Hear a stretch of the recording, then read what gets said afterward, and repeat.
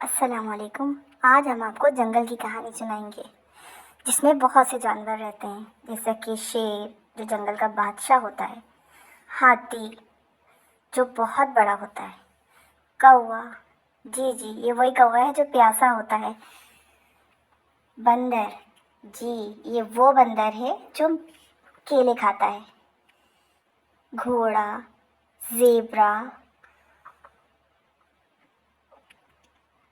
بطخ یہ پانی میں تیرتی ہے، بلی یہ تو ہر گھر میں ہوتی ہے، مکھی، چیونٹی، خرگوش اور آسمانوں میں اڑنے والی چیل، زمین میں رہنے والے سانپ، پہاڑوں میں رہنے والا بھالو، درختوں کے اندر گھر بنانے والی گلیری. ان سب کو ایک بچہ شام ہوتے ہی تنگ کرنے آ جاتا تھا.